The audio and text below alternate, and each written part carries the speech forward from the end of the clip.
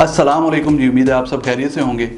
भाई पाकिस्तान में इस वक्त दो बहुत बड़े मसले चल रहे हैं, एक तो यूट्यूब वर्सेस टिकटॉक और दूसरा पबजी बैन। अब हर बंदे ने इसके ऊपर अपना पॉइंट ऑफ व्यू दिया, तो हमने सोचा भाई हम क्यों पीछे रह जाएं, तो हम भी देंगे और ज़रूर देंगे। सो चलिए स्टार्ट करते हैं। यूट्यूब के बारे में तो आप सब जानते हैं, ठीक है जी।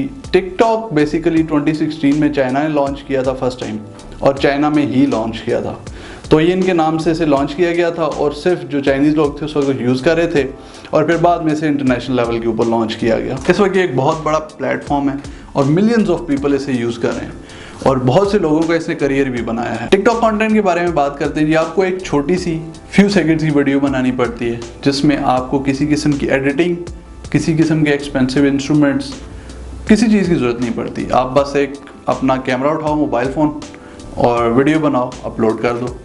अगर आपका कंटेंट थोड़ा सा यूनिक हुआ तो आप दिन रात के अंदर अंदर सुपरस्टार बन जाओगे। इसके बरक्स आप यूट्यूब को ले लें, तो भैया यूट्यूब पे सबसे पहली चीज़ ये है कि आप कोई छोटी वीडियो नहीं बना सकते, ठीक है। आप भूल जाओ ना इस बात को कि आप 10, 12, 15 सेकंड की या इवन आधे मिनट की कोई वीडियो अपलोड करोगे और आपका चैनल जो है वो सक्सेस हो जाएगा ना। आपको प्रॉपरली एक लेंथी वीडियो बनानी पड़ती है और कंप्लीट एडिटिंग करके और एक बाकायदा मेहनत करके फिर बनानी पड़ती है। और टिकटॉक की तरह सिर्फ एक कैमरा लेके आप यूट्यूब चैनल स्टार्ट नहीं कर सकते।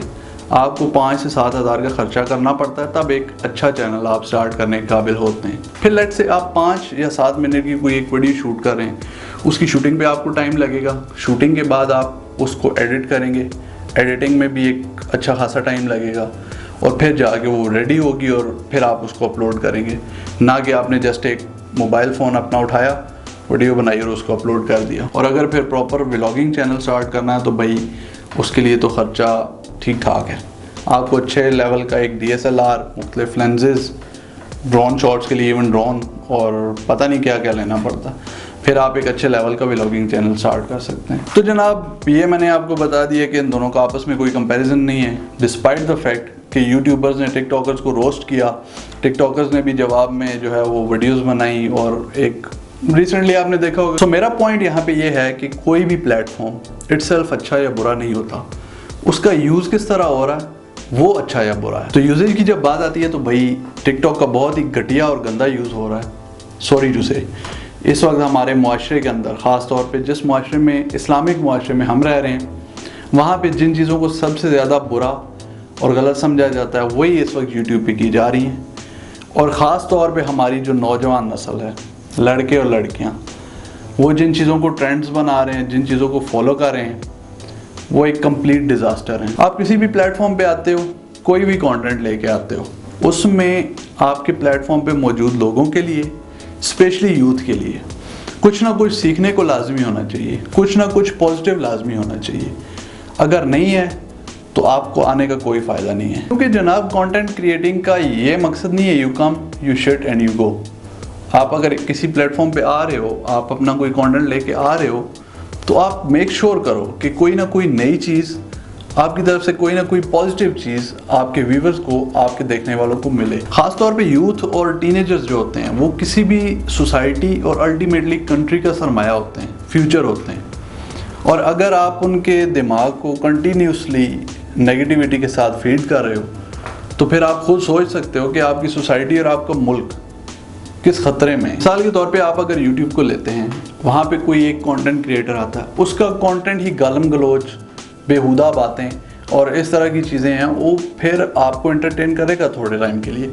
लेकिन आप ये सोचो कि लॉन्ग टर्म वो आपकी जो जनरेशन है, यंग जनरेशन है, उसको क्या दे रहा है? सिर्फ एक क्रैप कचरा दे रहा है, उसके माइंड को फीड कर रहा है उसके साथ। तो भाई इस किस्म की चीज़ों की कोई ज़रूरत नहीं है। टिकटॉक पे तो ये सिचुएशन है कि लड़के को लड़की से डिफ्रेंशिएट करना बड़ा मुश्किल हो रहा है।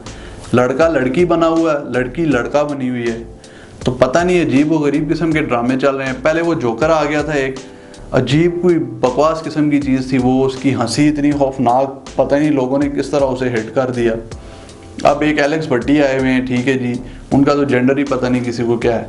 तो इस तरह का, इस किस्म का एक गंदगी फैलाई हुई है भाई हर तरफ। अजीब किस्म का नाच गाना, अजीब बेहुदा किस्म की डायलॉग बाजी, अजीब व गरीब चीज़ें जो किसी तरह भी जस्टिफाई नहीं की जा सकती, और मैंने लिटरली जो हमारी यंग जनरेशन है उसके ऊपर इसका इम्पैक्ट देखा है। वो पागलों की हद तक इन लोगों को फॉलो कर रहे हैं और इनकी जो नई वीडियोस आती हैं उनको कॉपी करने की कोशिश करते हैं। क्लिप्स मैं किसी के नहीं डालूंगा यहाँ पे, क्योंकि मैं यहाँ पे फ़िलहाल किसी को रोस्ट नहीं कर रहा।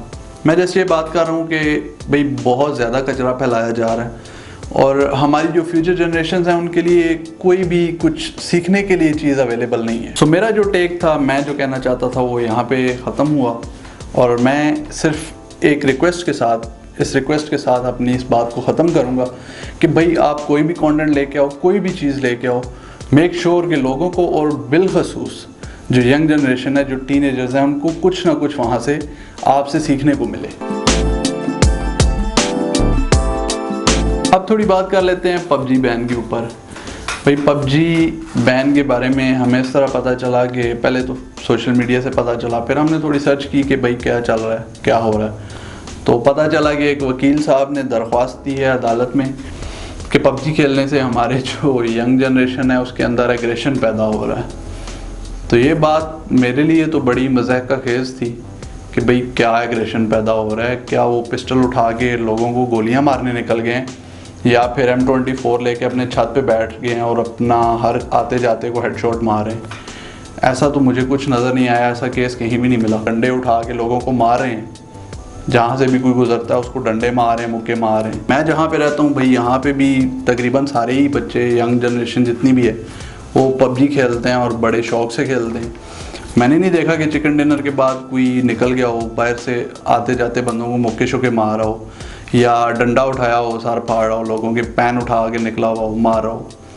तो मुझे तो ऐसी कोई भी चीज़ नहीं नज़र आई एग्रेशन वाली जिससे ये पता चले कि भाई बच्चों में वाकई एग्रेशन फैल रहा है, तो इसको बैन होना चाहिए। अलबत्ता जो चीज़ें मैं रोज़ाना सुन रहा हूँ उनमें फ़लाँ जगह पे बच्चे का रेप हुआ, कत्ल कर दिया गया, फ़लाँ जगह पे फैमिली को कत्ल कर दिया गया, फ़लाँ जगह पे भाई ने भाई को मार दिया, भाई ने बहन को मार दिया, हक खा लिया, ये कर लिया, वो कर लिया, इस तरह की चीज़ें सुनने में आ रही हैं। और ऐसे हज़ारों या मेरे ख्याल में तो लाखों केसेस पड़े हुए हैं अदालत के अंदर जिनको अभी तक टच ही नहीं किया गया। उनकी फ़ाइल्स के ऊपर मेरे ख्याल में इतनी मट्टी जम गई होगी, तो उनको बजाय निकाल के सॉल्व करने के एक गेम के पीछे पड़ गए हो यार, खुदा का वास्ता है। कई लोगों को उठा के मर्डर केसेस में जेलों में डाल दिया गया, सालों तक उनके मुकदमे चलते रहे, फिर जाके बाद में पता चला कि भाई नहीं वो तो बेगुनाह था। अब आधी उम्र उसकी जेल में गुजर गई, फिर उसको निकाल दिया और इवन कुछ लोग तो जेल में कैद के दौरान मर भी गए। तो इस किस्म के केसेस पड़े हुए हैं। अच्छा जी, पबजी बैन से मुझे दो प्रॉब्लम है। एक तो ये कि मैं खुद खेलता हूँ, बड़ा मज़ा आता है, 50 मेरा लेवल हो गया, और चिकन डिनर के बाद आप पता ही नहीं क्या स्वाद आता है। अच्छा, दूसरा मसला जो है वो रियल मसला है। ठीक है जी, पबजी सिर्फ एक गेम नहीं है, वो इस वक्त एक इंडस्ट्री बन चुकी हुई है। बहुत से यंग गेमर्स ने इसको बेस बना के इससे बहुत अच्छी अर्निंग की और अपना करियर इस पे बनाया, और बहुत सारे यंग लोगों का, यंगस्टर्स का इस वक्त फ्यूचर जो है वो इसके साथ मुंसलिक है।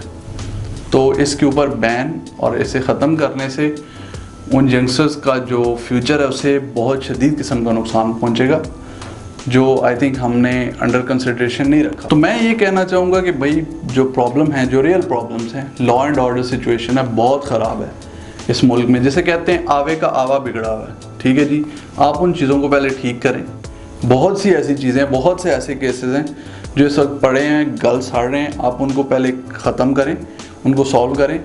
ये चीज़, ये पबजी गेम बैन करना, ये चीज़ें दीज आर नॉट इश्यूज़, ये बिल्कुल भी इश्यूज़ नहीं है।